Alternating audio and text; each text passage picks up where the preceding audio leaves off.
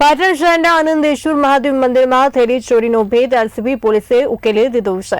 તસ્કરો મંદિરમાંથી 1.51 લાખની ચોરી કરી ફરાર થયા હતા। તપાસ દરમિયાન પોલીસને 3 આરોપીઓને ઝડપી પાડવામાં સફળતા મળી છે।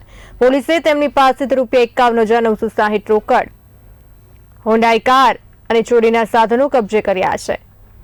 પ્રાથમિક પૂછપરછમાં સામે આવ્યું કે આરોપીઓ મંદિર ચોરીઓમાં નિષ્ણાત છે। પોલીસે અન્ય ફરાર આરોપીઓને પકડવા ચક્રો ગતિમાન કર્યા છે। એલસીબીને એક શંકાસ્પદ વરના ગાડીની લિંક મળી હતી।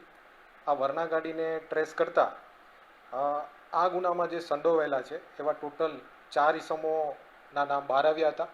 આ પૈકી એલસીબીની ટીમે 3 આરોપીને અરેસ્ટ કર્યા છે। આરોપી કેટલાક દિવસથી આ મંદિરમાં જે ચોરી કરવાનો છે એનો પ્લાન બનાવી રહ્યા હતા, એની રેકી કરી રહ્યા હતા અને આ 3 આરોપીને